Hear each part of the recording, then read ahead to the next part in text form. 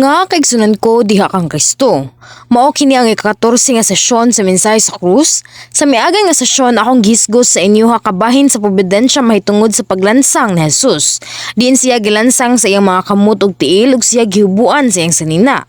Ang rason ug nganong sa Jesus kay gilansang sa iyang mga kamot ug tiil kay aron tubuson ta gumikan sa sala nga atong nakomitar sa atong mga kamot ug tiil. Kung wala nagpaaga sa Jesus sa iyang dugo diin gilansang siya sa krus, dili unta ta mapasaylo sa atong mga sala maski og kita maginusol. Giginahanglan pa unta nga putlo nato ang atong mga kamot ug lugito nato ang atong mga mata kung sa dihang kita mo kumitar og mga sala sa atong mga kamot ug mata. Kung kita mo kumitar og pagpanapa o idolatria sumala sa balaod sa karaang testamento, kinahanglan unta nga labayan ta og bato hangtod mamatay ta. Apan kung kita tinud-anay lang gayud nga maginusol diha sa kinalawman sa tong kasing-kasing ug motalikod gikan sa atong mga sala, kita mapasaylo sa tanan natong mga sala pinaagi sa dugo ni Jesus. Unsa na lang gyud kini ka mapasalamaton. Kung atong hinumduman kining mao nga gugma ni Jesus, ato lamang gayud siya higugmaon sa mas silabihan pa. Akong giampo sa ngalan sa Ginoo nga imong mahinumduman ang kini nga gugma kanunay ug magpamalandong lamang sa kahayag. Mga kaigsunan ko diha kang Kristo, tungod kay nagpaagas man si Jesus iyang dugo gitunglo ug gibitay sa kahoy, kita nga mga nituon niini kay napasaylo na sa atong mga sala ug kita nakalingkawas na gumikan sa tanang tunglo sa balaod. Kadtong mga anak sa Dios nga nituo ni Jesus isip ilhang manuluwas ug gidawat siya kay nakagawas nagikan sa mga sakit, kahuyang, kapobrehon ug tanang ubang klase sa mga katalagman. Busa kadtong mga nidawat sa Ginoo ug naningabuhi sumala sa pulong sa Dios kay kanunay nga giproteksyonan. Maski kita naningabuhi sa pulong dunay mga pagsulay ang maabot gyud. Apan sila usa ka pagsulay para sa panalangin. Diha sa Santiago kapitulo 1 bersikulo 12 gingon, bulahan ang tawo nga babarog taliwala sa mga pagtintal, kaysa iyang pagdaog makadawat siya sa kinabuhi. Ang ganti nga gisaad sa Dios alang niadtong mga nahigugma kaniya. Usasad sa Mateo kapitulo 5 bersikulo 10 giingon, bulahan ang gilutos tungod sa ilang pagsunod sa kabubuton sa Dios, kay may sakop sila sa paghari sa Dios. Sulod sa sitwasyon din ikaw nakaatubang og lisod kaayo nga mga pagsulay nga nagabuhat og pagkamatarong o para sa ngalan sa Ginoo, kung imo kining dawaton nga dunay pagpasalamat makadawat ka og espiritual ug material nga mga panalangin. Dayon kung ikaw makatubang og mga pagsulay tungod kay wala ka na buhi, subay sa pulong sa Dios unsa may angay nimong buhaton. Sa ingon niini nga kaso mahimo kang maginuso sa imong mga sayop nga nabuhat og talikdan ninimo. Kung imong gub-on ang bungbong sa sala ug moampo nga dunay pagtuo, ang mga pagsulay mo pahawa sa imuha. Apan sa lain nga kaso malagmit makatubang ka og mga kalisdanan tungod sa kasaipanan sa ubang tao bisag tuod wala ka nagumitar og sala. Maski sa ingon niini nga kaso kung ikaw mosalig lang gid sa Dios, siya molihok sumala sa imong mga pagtuo. Ang mga miyembro sa Manminjoong Church sa Seoul naka-eksperyensya ni ining mga butanga sa makadaghan. Maski kadtong mga miyembro anaa sa kritikal nga kondisyon gumikan sa mga sakit, aksidente o mga katalagman, katingalahan gyud nga milihok ang Dios diha sa ilaha, sa dihang mosalig lamang sila sa Dios. Gipakita sa Dios diri sa tuwa ang lihok sa iyang gahom sa ngalan ni Jesucristo, nga mo'y nagtubos nato. Pananglitan, sa kaso ni Pastor Kang Yong-sik, usa sa mga co-pastor sa Manminjoong ang church, kay naigo sa usa ka mangubkubay or excavator samtang siya nagmaneho pag Oktubre 3, 1994. Sa niining aksidente grabe kaayo nga nagubang ang sakyanan diin kinahanglan pa nga ibag-id ni siya. Lugos pa niya nga makagawas gikan sa iyang bintana. Apan ang iyang liog seryoso kaayo nga nasamdan. Tungod kay ang cartilage siyang tutunlan kay nadugmo kung dili siya operahan sigurado gyud sa usa ka gatos ka porsyento ang iyang kamatayon. Tungod kay ang bukog may aliman sa agianan sa hangin or esophagus samtang siya mo ginhawa og ang agianan sa hangin samtang siya mo kaon kay nadugmok man og pag-ayo ang hangin nagpaingon ngadto sa iyang lawas samtang siya mo ginhawa. Apan kung matulon siya sa maalihan gyud ang agianan sa hangin ug mahimong dili siya makaginawa unya mamatay. Unya ang mga doktor miingon nga human sa operasyon dili na siya makahimo pa nga makaistorya. Apan siya wala gyud midawat og bisag unsa nga mga pagtambal. Siya mibiya sa ospital sunod nga adlaw aron moduol sa ako og modawat sa akong pag-ampo. Dayon nagsugod na siya nga makarecover ug human sa tulo ka adlaw nakahimo na siya nga mukaon. Sa ikapito nga adlaw nakabati siya gilok siyang liog unya miubo siya ug dunay piraso sa bukog ang migawas. Sa mga doktor ablihan unta ang iyang tutunlan aron kuhaon ni siyang bukoga apan ang Dios natural gyud nga niyang gipagawas kini. Human ni adto siya naayo og nahimo na siyang makakaon og mga gahi nga pagkaon og karne sukad ato nagbuhat na siya sa iyang ministeryo nga walay bisag unsa nga problema. Mga kaigsunan ko diha kang Kristo, sa kaso sa mga gagmay nga mga bata diin dili makahimo nga makapakita sila mga pagtuo, unsa may angay nimong buhaton kung sila masakit o naapil sa aksidente. Sa niini nga kaso mahimo silang maka-eksperyensya sa lihok sa Dios pinaagi sa pagtuo sila mga ginikanan. Nay kausa nga dunay usa ka dako nga ubas ang mangyadto sa agianan sa hangin sa usa ka duha ka buwan nga panuigon nga bata ug siya naa sa kritikal nga sitwasyon. Ang ubas mingadto paingon siyang baga ug nagbanaw ang dugo sulod sa baga. Maong dili gid siya makaginawa. Ang mga doktor miingon nga wala na siya paglaom ug sila dili makahimo sa pag-opera siyang baga tungod kay siya bata pa man. Sa katapusan ang pundo sa hangin ngadto sa utok kay nagkaanam na og kaubos ug siya aduna nay problema siyang utok. Mingon sila nga maski siya maluwas, dili siya normal nga magdako. Sa niini nga sitwasyon ang ilang ginikanan na desisyon nga sumusalig sila sa Dios. Ug una sa tanan sila naginusol tungod kay wala sila naningabuhi subay sa pulong sa Dios. Dayon human nila dawatang akong pagampo nga ga-record diin sa usa ka telephone automatic answering device or ARS, paspas kaayo nga naka-recover ang baby. Kadto nga bata diin nagulat na lang para sa kamatayon sulod sa ICU or intensive care unit kay gipagawas gikan sa ospital human sa usa ka semana. Pipila ka adlaw ang milabay, nagpa-x-ray sila ug ang ginikanan ug ang mga doktor sa kuratan na sad balik. Walay problema ang bata sa iyang utok ug ang ubas sulod sa iyang baga kay kompleto gayud nga nawala maski ang lisod niini. Ang gamanan nga Dios iguba kini gamit ang iyang gahom. Mga kaigsunan ko diha kang Kristo, susama niini kadtong mga anak sa Dios nga nituo sa Ginoo, kung sila moampo kauban ang pagtuo mahimong makadawat og katubagan og mga panalangin sa ngalan sa Ginoo nga nagtubos kanato gikan sa atong mga sala. Apan ang pinakadako nga panalangin sa dihang dawaton nato ang Ginoo kay mao nga kita magapaingon ngadto sa gingharian sa langit dili sa impyerno. Sa Marcos kapitulo 9 bersikulo 48 hangtod sa 49 gingon, didto dili mamatay ang ilang mga ulod ug dili mapalong ang kalayo. Ang tanang tawo putlion pinaagi sa kalayo magaingon nga ang usa ka halad giputli pinaagi sa asin. Nakakita ko og paglantaw sa una diin ang mga kalag dito sa impyerno kay naglikos-likos ang ilang mga lawas nga murag sila nagsayaw og pag-ayo. Sama sa asin nga mopisik sa dihang ibutang siya sa init nga kalaha, sila mag-ambak-ambak og naglikos-likos sa ilang mga lawas tungod sa sakit ug kainit sa lanaw nga kalayo o lake of fire. Dito sa impyerno dili lang kay lanaw nga kalayo ang naa didto. Apan apil na usab ang lanaw sa Supre or Lake of Sulphur. Diin kapito ka bises ang kainiton niini kaysa sa lanaw sa kalayo.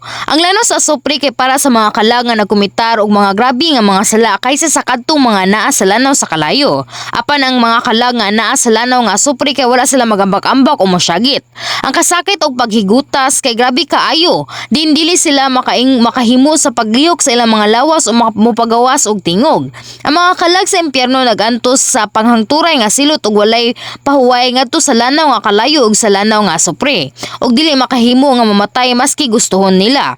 Busa ang Biblia nag-ingon nga mas maayo na lang nga atong putlon ang atong mga kamot ug tiil aron dili na ta makapasala ug dili ta mapaingon sa impyerno. Apan ang ubang mga tawo nga nakakita sa impyerno pinaagi sa grasya sa Dios dunay uban sa ilaha nga maingon nga nakakita sila og uban pang klase nga mga silot gawas ra sa lanaw nga kalayo ug Supre. Sila maingon nga nakakita sila og mga tawo nga nagantos gumikan sa mga bitin nga naglikos sa tibuok kalawasan nila og mga agila nga mutuktok sa ilang mga mata. Sila nakakita og mga tawo nga nakadawat og mga silot gumikan sa mga bangkaw, espada ug mga dagom. Apan ang Biblia sigurado gyud nga nagsulti nga ang impyerno kay mao ang lanaw nga kalayo ug Supre. Busa ang lugar diin ang uban nga mga klase sa mga silot nga igahatag kay naa sa Hades. Ang Hades kay lugar diin ang mga patay nga mga kalag nga wala na luwas kay magbulat hangtod sa adlaw sa kahukmanan. Kini nga lugar usab kay parte usab sa impyerno sa lapad nga pamati. Og ang sakit kay grabe gyud kaayo. Apan dili kani impyerno para sa tinuod nga silot. Katong mga kalag nga nagdawat sa mga silot diin sa wala pa ang hukmanan kay mopaingon sa lanaw nga kalayo or asupri human sa hukmanan. Ang sakit sa silot diha sa lanaw nga kalayo ug sa lanaw nga asupri kay dili gayud mahimong maikumpara sa silot nga naa sa Hades. Kung ikaw nasayod sa kahadlok sa impyerno, makakumpisal ka gigikan sa kinalawman sa imong kasing-kasing nga mas maayo pa nga putlon ang imong kamot ug tiil kaysa nga moadto sa impyerno. Sa dihang nasayod ko kabahin sa kahadlok sa impyerno, gibutang na gyud nako ang ako nahuna balik sa nga nag-ingon. Dili gyud nako tugta na nga ang akong mga miyembro matagak paingon niini nga impyerno. Usa sad tungod kay nakabati gyud ko og kaluoy diin. Daghan kaayo nga mga kalag sa tibuok kalibutan ang nagpaingon sa impyerno tungod kay wala sila masayod sa kamatuoran. Naninguha gyud ko pag-ayo diha sa world mission nga muluwas maski sa usa ka kalag. Ug salamat gihapon nga kamo nga nakahimamat og nidawat sa Ginoon mahimong mapasaylo sa inyong mga sala pinaagi sa pag-antos nga gikuha ni Jesus didto sa krus ug mahimo ka makaadto didto sa gingharian sa langit. Apan wala kini nagpasabot nga ikaw mapasaylo ka pinaagi lang sa pagkupisal sa inyong mga baba nga Ginoo ako nga mituo. Sa unang Juan kapitulo 1 bersikulo 7 gingon, apan kung magpuyo kita sa kahayag, ingon nga ang Dios anaa sa kahayag magkahiusa kita ug ang dugo ni Jesus nga iyang anak maghugas sa tanan natong kasalanan. Sa niini nga bersikulo imo makita nga dunay kondisyon aron mapasaylo sa mga sala. Ang kini nga kondisyon kay kinahanglan kita magalakaw sa kahayag. Dili gud nimo makita sa Biblia maski sa karaan o bag-o nga testamento nga giingon nga mahimo tang maluwas maski kita nakakomitar og sala. Ang gitudlo sa Dios sa mga propeta ni Jesus, sa mga disipulo ni Jesus kay gimao nga kinahanglan ato gyud tantangon ang atong mga sala ug mahimong balaan. Sa Mateo kapitulo 7 bersikulo 21 giingon, dili ang tanan nga magtawag kanako Ginoo Ginoo makasulod sa gingharian sa langit, kun dili kadto lamang nagtuman sa kabubuton sa akong amahan nga atua sa langit. Diha lang sa dihang ikaw maghinuso mobiya sa sala ug sulayan nga dili mo komitar balik og sala nga managabuhi sa kahayag mahimong kita mapasaylo sa atong mga sala pinaagi sa dugo ni Jesus. Kini lamang nga klase sa mga tawo makadawat sa grasya ni Jesus nga nagluwas kanato. Mga kaigsunan ko diha kang Kristo. Sa dihang si Jesus gibitay sa krus, daghang tawo ang nagtapok sa palibot sa krus ug nagbugal-bugal ug naginsulto kang Kristo. Sila miingon kung tinuod ka nga anak sa Dios kanaog karon diha sa krus. Mao kini ang dautan nga aspeto sa mga buang-buang nga mga tawo nga nagbugal-bugal ug naginsulto kang Jesus. Diin nagpakamatay sa ilaha. Kung kita wala nato masayri ang kamatuoran mahimong mabuhat sad ni nato. Apan sukad kita nahibalo sa kamatuoran o gidawat ang Ginoo, kita nasayod kung unsa kini ka mapasalamaton nga butang. Samtang daghang mga tawo nagbugal-bugal kang Jesus, dunay duha ka kriminal ang gibitay sa krus diha sa isig kiliran ni Jesus. Sa Mateo kapitulo 27 bersikulo 44 gingon, og bisag ang mga tulisan nga gilansang uban kaniya mibebi ay usab kaniya. Sa dihang usa sa mga kriminal ang nag-isulto ngadto kang Jesus, ang lain nga kriminal mibadlong diha sa iyaha. Dayon, nganong adunay may ingon niini nga klase nga kalahian nga naa sa Biblia. Mao kini ang lihok sa Dios din gusto niya nga kadtong mga mambabasa sa Biblia, mabati nila ang mao nga senaryo nga tinud-anay. Ang senaryo sa paglansang ni Jesus kay dili mahimo nga i-record pinaagi sa video, dili sa makaron, ug mahimo lamang kini sa pagsulat pinaagi sa pulong. Aron sa pagsulat sa detalye diha sa Biblia nga nagsulat kabahin sa kultibasyon sa katawhan ug ang mga pamaagi sa kaluwasan, bisag ang libuhan pa nga mga libro dili pa makasaigo. Sa niini nga paglantaw, maski ang panghitabo sa paglansang gikinahanglan nga i-summarize o gitugutan sa Dios nga i-record ni siya sa pamaagi nga mahimo na tumabati ang panghitabo nga murag tinuod gyud. So layi ka ha nga inyong imaginon kining mao nga panghitabo a. Dunay tulo ka cross diha sa Golgota ug ang mga tawo nga minganha kay aron mo tan-aw kay kusog kaayo ang mga tingog nga nagistoryahay diha sa palibot sa cross. Ang mga Romano nga sundalo kay nagpugong sa mga tawo samtang nagkupot sila sa ilang mga bangka o pangali. Nagbarog ang mga tawo nga nagporma og semicircular shape diha sa krus ug ang mga sundalo kay naa sa tunga. Dayon sumala sa unsang kiliran ka nga mga tawo nga nagbarog, mahimo kang makadungog og klase-klase nga butang. Kung ang usa na sa kilid sa kriminal nga naginsulto kang Jesus, mahimong klaro gayud niyang madunggan kung unsa ang giingon sa mao nga kriminal. Apan dili siya makadungog kaayo sa kung unsa ang giingon sa pikas nga kriminal. Usasad, tungod kay ang mga kriminal himalatyon naman ngadto sa krus, dili gyud sila makahimo nga makastorya og klaro sa niini nga sitwasyon. Ang kriminal nga naginusol kay nabadlong sa lain nga kriminal nga naginsulto kang Hesus. Apan sa tawo nga ana sa gawas sa kriminal nga nanginsulto, malagmit mura kinig ang kadtong kriminal nga naginusol kay murag nanginsulto usab ngadto kang Hesus. Apan kadtong mga tawo nga ana sa kiliran sa kriminal nga naginusol o nga naa sa tapad kang Hesus, mahimong klaro nga madunggan ang mga pulong sa duha ka kriminal ug kang Hesus. Og sakto gayud kining girecord. Of course, ang gamahanan nga Dios mahimong tugutan niya ang tigsulat nga makahibalo kung unsa gayud ang insakto nga nahitabo og gitugutan siya nga i-record kini. Sumala sa iyang ingon na ana nga paagi. Apan aron sa pagtugot niining klase nga kalahian nga ma-record kadtong mga nagbasa sa Biblia, kauban ang inspirasyon sa balang espiritu mahimong mabati ang aktual gyud nga sitwasyon susama nga mura sad silang nagdan-aw sa mao nga panghitabo. Ang tanang 66 ka libro sa Biblia kay gisulat pinaagi sa inspirasyon sa Dios, busa walay bisag usa ka sayop o tatsa. Busa kung inyong basahon ang Biblia, maski dunay mga butang nga dili gayud muuyon sa iyong tawhanon nga unahuna, ako nang hinaot nga dili gyud mo muhukom sa bisag unsang butang nga kauban ang inyong unodnon nga panghunahuna. Gidasig ko kamo nga mohangyo mo sa Dios para sa espirituhanon nga pagsabot kini ini. Ug klaro gayong masabtan ang kabuton sa Dios nga naglangkob sa mao nga bersikulo pinaagi sa inspirasyon sa balaang espiritu. Mga kaigsunan ko diha kang Kristo, sa Jesus naganto sa daghang mga grabe nga kasakit didto sa krus sulod sa pipila ka oras ug sa katapusan biginhawa sa katapusan niyang ginawaan.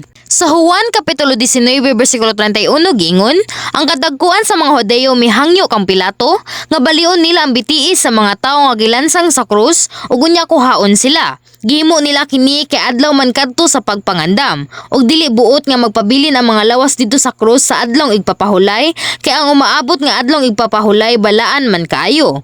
Adlaw gayud to sa Biyernes sa diha si Jesus gibitay sa krus. Sa sunod nga adlaw kay mao ang Sabado. Di ang adlaw nga igpapahulay gayud para sa mga Hodeo. Tungod kay dili sila makahimo sa pagbitay sa usa ka tinunglo nga patay nga lawas dito sa kahoy sulod sa adlaw sa ipagpahulay, ang mga Hodeo minghangyo ngadto sa gobernador nga si Pilato aron nga sa pagnaod sa mga lawas dito sa krus. Kung imong balion ang paa sa kadtong mga tawo nga gibitay ngadto sa krus, dili sila makahimo nga suportahan ang kabugaton silang lawas. Busa sila maglisod na sa paginawa unya mas paspas na nila nga mamatay. Ang duha ka mga kriminal nga anaa sa matag kiliran ni Jesus kay gikuha human ang ilang mga paa kay gibali. Apan dili kini parehas diha kang Jesus. Nakita sa mga sundalo nga ang giginhawaan ni Jesus kay nihunong na sa maong wala nila baliang yang paa. Sa Salmo Kapitulo 34 versikulo 19 hangtod sa 20 giingon, daghang kalisdanan ang antuson sa matarong apan luwason siya sa Ginoo gikan niining tanan. Ampingan siya pag-ayo sa Ginoo dili siya kabaliag bukog. Sa Jesus gilansang aron kuhaon ang tanang sala sa mga katawhan apan sa Jesus mismo siyang kaugalingon dili usa ka makakasala. Usa siya ka matarong nga tawo nga walay tatsa o walay hugaw. Giprotektahan sa Dios sa Jesus aron walay bisag usa sa iyang mga bukog ang mabali. Sama sa gitagna dito sa karaan nga testamento. Usasad sa Números Kapitulo 9 versikulo 12 gingon, kinahanglan nga walay gayon masalin niini nga pagkabutang og dili nila kini balian sa bukog. Sa ulugon nila kini subay sa mga tulumanon bahin niini. O sa Exodus Kapitulo 12 versikulo 46 gingon, kanon kini sa sulod sa balay diin kini lutua, ayaw pagdala niini sa gawas ug ayaw balia ang bisan unsang bukog. Ang Dios nagsugo sa iyang katawhan sa Israel nga kaunon ang karne, apan dili balion na bukog. Sa Biblia ang karnero nagsimbolo kang Jesus. Busa ang Dios nagsugo diha kanila nga dili balion ang bukog sa karnero nga nagpamatuod kang Jesus. Sama sa gitagna ang bukog na Jesus kay wala gayud balia, apan ang mga sundalo gitusok ang iyang kilid gamit ang bangkaw. Sa Juan Kapitulo 19 versikulo 34 giingon, apan ginamit ang iyang bangkaw giduslak sa usa sa mga sundalo ang kilid ni Jesus ug diha mibuhagay ang dugo ug tubig.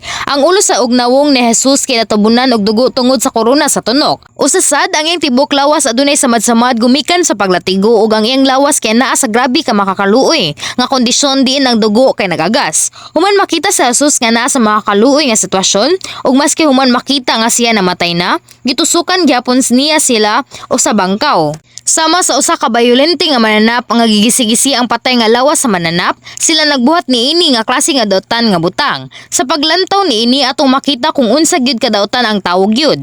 Karon ang sala nagkagrabi og ang mas dautan pakini kaysa sa panahon ni Jesus. Maski atong sila pakit-on og klaro nga ebidensya aron motuo sa Dios nga mamubuhat, ang mga dautan nga mga tawo dili gihapon sila motuo sa Dios. Ilang gisunod ang kaibog niining kalibutan na diin mas namansahan pa sila sa sala. Kadtong tao nga grabe na kaayo sa pagkadautan sila masuko og lutuson nila kadtong mga nagsangyaw sa ebanghelyo ngadto kanila. Maski kita napakita og milagro sa ngalan ni Jesucristo og nagpakita og mga senyales og mga kahibulungan, dunay daghang mga tao ang nagabarog batok sa Dios. Pero si Jesus gilangsang gihapon para niining mga tawhana. Ako nang hinaot nga mas mapasalamaton pa kamo diha sa inyong kasing-kasing para sa gugma sa Dios nga gihatag ang iyang bugtong nga anak ug ang gugma sa Ginoo nga gihatag ang tibok niyang kinabuhi para sa mga kasala. Mga kaigsunan ko diha kang Kristo, dunay say espirituhanon nga pasabot kabahin sa pagtusok sa kilid ni Jesus ug ang dugo ug tubig nga nagagas. Una sa tanan kini nagpamatud-an nga ang pagani ni Jesus dinhi sa kalibutan isip tao. Sa Juan Kapitulo 1 versikulo 14 giingon nga si Jesus kay mao ang pulo nga mingani sa kalibutan nga dunay unod nga nagpasabot sa Dios nga espiritu nga mingani dinhi sulod sa katawhanon nga lawas. Si Jesus wala nahimo pinaagi sa similya sa lalaki ug itlog sa babaye, apan pinaagi sa balaang espiritu. Apan siya naagi hapoy sama nga lawas ug nagrako siya sama sa tao. Tungod kini kay siya mingani isip tao. Siya dunay kwalifikasyon aron mahimong manluluwas. Ang unang kondisyon aron mamahimong manluluwas sa katawhan kay kinahanglan usa siya ka tawo. Ang mga anghelo mananap dili makahimo sa pagtubos sa mga katawhan gikan sila mga sala. Tawo lamang ang makahimo nga maluwas sa isig ka tawo gikan sa ilang mga sala aron makadawat og kaluwasan. Dayon si Jesus mingani dinhi sa kalibutan sa tawhanon nga lawas nga dunay bukog ug unod. Sama kanato. Mabati niya ang sakit sa diyang siya gilatigo ug iya usang nabati ang kakapoy, kaawhaw ug kagutom. Sa Mateo Kapitulo 4 versikulo 2 gingon, didto nagpauasa si Jesus sulod sa 40 ka adlaw ug 40 ka gabi ug unya gigutom siya. Susama niini aron ipakita balik nga si Jesus dunay tawhanon nga lawas, gisulat gayud nga tubig ug dugo ang miagas sa diyang siya gitusok og bangkaw. Ikaduha ang pagpaagas siyang dugo ug tubig kay nagtestigo nga ang katawhan nga dunay lawas mahimong makaapil sa divine nature. Ang atong Dios amahan kay balaan og perpekto, busa gusto niya nga ang iyang mga mga anak kay balaan og perpekto usab. Sa Mateo Kapitulo 5 versikulo 48 giingon, kinahanglang magmahingpit kamo ingon nga hingpit ang inyong amahan nga tua sa langit. Sa unang Pedro Kapitulo 1 versikulo 16 giingon, ang kasulatan nag-ingon pagbalaan kamo kay ako balaan man. Sa Filipos Kapitulo 2 versikulo 5 giingon, angay ninyong batunan ang unahuna ang gibatunan ni Kristo Jesus nga mao kini. Ug sa ikaduhang Pedro Kapitulo 1 versikulo 4 giingon, liining pagiha iya kitang gihatagan sa bililhong ug dagkong mga gasa nga iyang gisaad pinaagi sa maong mga gasa makalikay kamo sa makadaot nga mga kailibgon sa kalibutan ug makaambit sa Dios nung kinaiya. Si Jesus adunay lawas sama sa mga tao apan siya na ningabuhi ug usa ka balaan nga kinabuhi nga wala nagakomitar og sala sulod sa tibuok niya nga kinabuhi. Tungod kay siya naaman siya kinaiyahan nga susama kanato na siya emosyon nga naa sa tao. Apan iyang napildi ang temptasyon og sa demonyo ug naningabuhi lamang subay sa kamatuoran.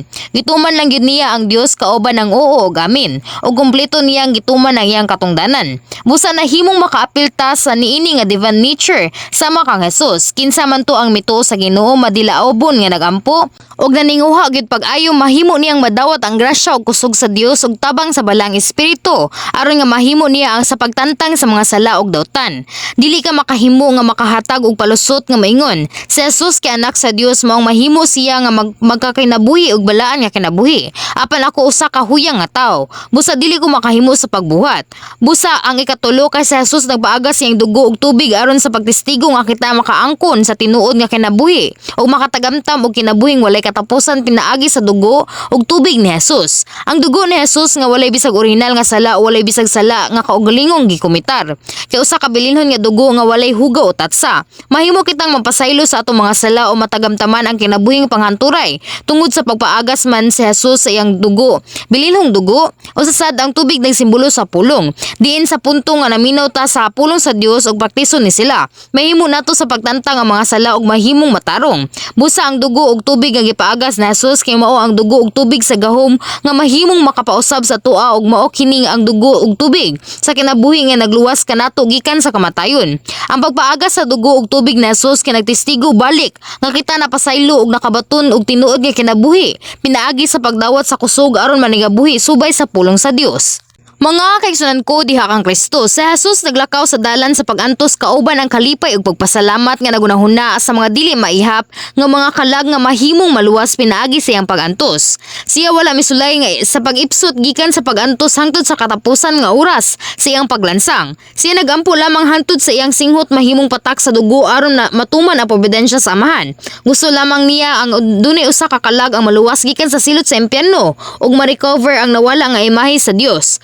Ako nang hinaot nga kanunay ninyong hinumduman ang pagantos nga gikuha sa Jesus para sa atoa ug ang iyang sakripisyo gugma diin nagpaagas siya sa iyang dugo ug tubig. Gikuha ni Jesus ang tanang mga pagantos ug nagpaagas sa iyang tubig ug dugo dili lang tungod kay sa ubang tawo apan tungod sa imong mga sala ug aron luwason ka. Unsa may angay buhaton nimo ug nako since ato manadawat kining dako nga gugma ni Jesus. Sa Efeso Kapitulo 5 versikulo 1 hangtod sa 2 gingon, sanglit kamo minahalman nga mga anak sa Dios, paningkamot gayud kamo nga may sama kaniya. Magkinabuhi kamo diha sa gugma sama nga gigugma kita ni Kristo ug itugyan ang iyang kinabuhi. Alang kanato sama nga sa mahumot nga halad sinunog nga makapahimuot sa Dios. Ako nang hinaot nga imong maamguhan ang gugma sa Ginoo diha sa kilalawman si mong kasing-kasing ug hinumduman ni siya. Ug tantangon ang mga sala ug daotan nga mas paspas ug maka-recover ang nawala nga imahe sa Dios sa hingpit. Ahong giampo sa ngalan sa Ginoo nga kamo makasulod sa gingharian sa langit sa katapusan nga adlaw. Hingpit nga nagadayig sa gugma sa Ginoo ug magatagamtam ang kinabuhing walay katapusan. Amen.